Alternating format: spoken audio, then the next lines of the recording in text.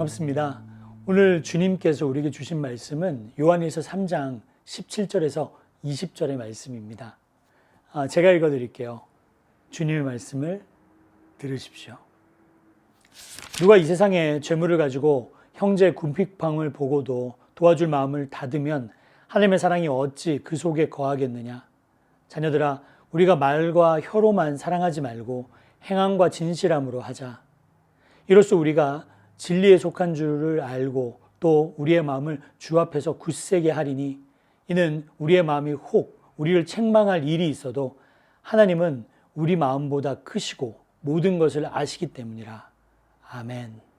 오늘 우리가 요한일서의 말씀을 읽었는데요. 요한일서로 말씀드릴 것 같으면 사랑을 주제로 한 서신이죠. 정말 사랑에 관하여 금쪽 같은 말씀이 많이 적혀 있습니다. 이 사랑이란 단어가 요한 1서, 2서, 3서에 모두 41번 나오는데요. 2서에는 5번, 3서에는 5번. 그런데 1서에만 31번이 나옵니다. 요한 1서가 사랑에 대해서 얼마나 강조하고 있는지 우리는 알게 되죠. 요한 1서는 사랑이란 단어의 밀도도 굉장히 높습니다. 요한복음은 총 21장 중에 사랑이란 단어가 39번 나옵니다. 한 장에 2번 정도 나오는 거죠. 그런데 요한일서는 총 4장밖에 없는데 그중에 31번이나 나오니까 한 장에 8번 정도 사랑이라는 단어가 나오는 거죠. 우리가 잘 아는 사랑하는 자들아, 우리가 서로 사랑하자. 하나님은 사랑이심이니라. 우리가 사랑하면 그가 먼저 우리를 사랑하셨습니다. 이게 다 요한일서에 나오는 말씀입니다. 그럼 우리가 이렇게 물어볼 수 있죠. 요한은 왜 이렇게 사랑에 대해서 많은 이야기를 했을까? 그것은 교회는 사랑 없이는 존재할 수 없는 공동체이기 때문입니다. 존 스토트는 요한 1서 강해에서 이렇게 이야기합니다. 사랑이 없는 교회는 존재할 수 없다. 사랑은 교회의 숨이다. 사랑은 교회의 숨이다. 교회는 유대인과 로마인들이 함께 모여 있고 그리고 귀족과 평민이 함께 모여있고 남자와 여자가 함께 모여있고 자유인과 노예가 함께 모인 공동체이기 때문이죠. 원수들이 만나서 하나가 되어가는 공동체이기 때문입니다. 이 공동체는 어떻게 그리스도인의 몸이 될 수 있을까요? 사랑이 답이기 때문입니다. 요한일서는 함께 할 수 없는 사람이 모여있던 교회 공동체에 보낸 편지입니다. 그래서 1장에 이렇게 나오는 거예요. 우리가 보고 들은 바를 너희에게도 전함은 너희로 우리와 사귐이 있게 하려 함이니 우리의 사귐은 아버지와 그의 아들 예수 그리스도와 더불어 누림이라. 여기에 나오는 사귐이라는 단어는 영어로 fellowship, 헬라어로는 저 유명한 코이노니아입니다. 성도와 성도가 함께 교회에 모여서 사귐을 가지는 거예요. 그런데 이 사귐은 성도끼리만 가지는 사귐이 아니라 아버지 하나님과 예수 그리스도 그리고 성도가 다 함께 누리고 즐기고 지키는 사귐인 거죠. 그래서 이 사귐은 거룩한 사귐이 되는 겁니다. 교회 안에서 성도들과 만나서 같이 예배도 드리지만 우리가 같이 식사도 하고 그러죠. 소모임에서 함께 만나기도 하고요. 이게 겉으로 보기에는 그냥 사람들끼리 만나서 먹고 마시는 모임 같지만 그 안에는 하나님과 예수 그리스도가 같이 계시는 거예요. 그래서 주님께서도 이런 말씀을 하시죠. 두세 사람이 내 이름으로 모인 곳에는 나도 그들 중에 있느니라. 우리가 예배를 마치고 소모임을 하고 식사를 할 때 예수님도 함께 하시는 거예요. 그래서 요한 사도가 우리가 다니는 교회 안에서 이렇게 거룩한 사귐이 있다면 우리가 생각을 좀 하면서 교회에 다녀야 하는 것 아니냐 하면서 쓴 글이 바로 요한 서신입니다. 1장에 보면 그 첫째로 생각해야 될 것이 진리에 관한 것입니다. 그가 빛 가운데 계신 것 같이 우리도 빛 가운데 행하면 우리가 서로 사귐이 있고 그 아들 예수의 피가 우리를 모든 죄에서 깨끗게 하실 것이요. 우리 교회 안에서 서로 솔직해지자는 거예요. 굳이 자기가 지은 모든 죄를 다 말하라는 의미는 아닙니다. 굳이 다 알고 싶지도 않고요. 하지만 자기만 깨끗한 척 하지 말라는 거예요. 우리는 다 죄인이고 본질상 멸망의 자식들이었다는 것을 인정하면서 신앙생활을 하라는 겁니다.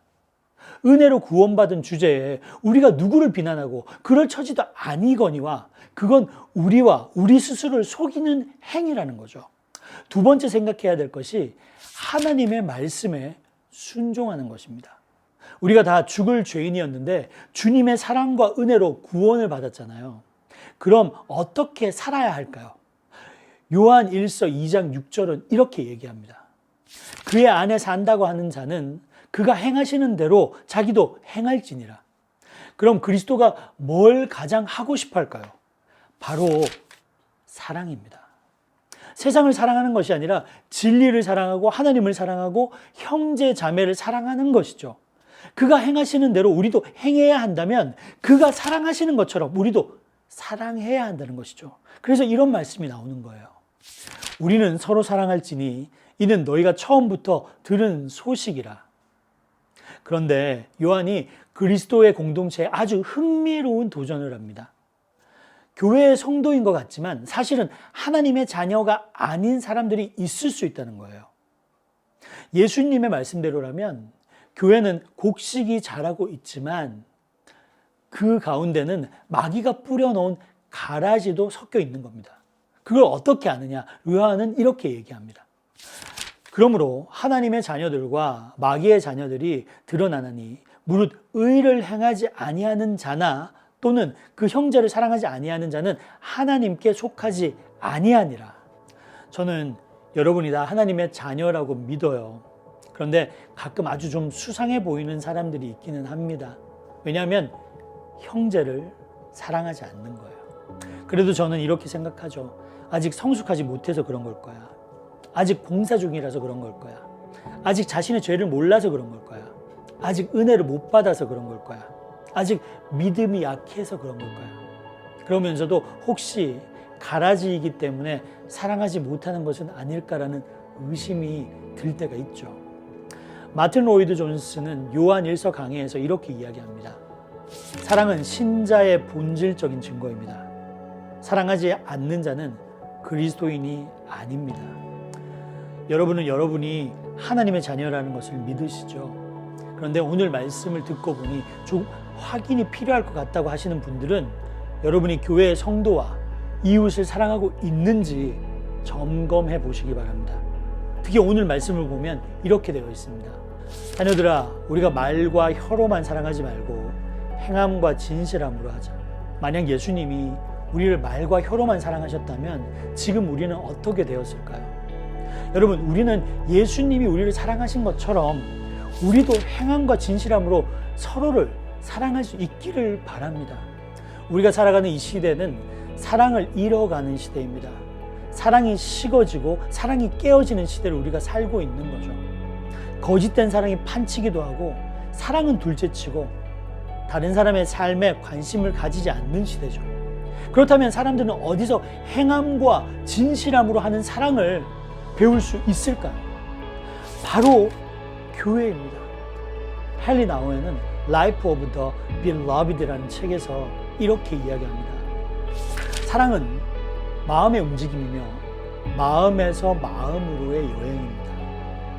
사랑이 식어지고 깨어진 이 세상에서 누군가 사랑의 불씨를 지켜야 한다면, 마음을 움직여야 된다면 그건 교회가 해야죠. 사랑할 수 없는 사람들을 사랑하겠다고 이 땅에 오신 예수님을 따라서 모인 사람들이 저와 여러분이잖아요. 교회인 여러분은 말과 혀로만 사랑하지 말고 행함과 진실함으로 사랑할 수 있기를 주님의 이름으로 축원드립니다. 주변에 힘들어하는 이웃이 있으면 실제적인 도움을 주시길 바랍니다. 외로워하는 이웃이 있으면 친구가 되어 주시길 바랍니다. 그렇게 세상의 모든 교회가 진짜 사랑의 교회가 되어가기를 축원합니다. 여러분 잊지 마세요.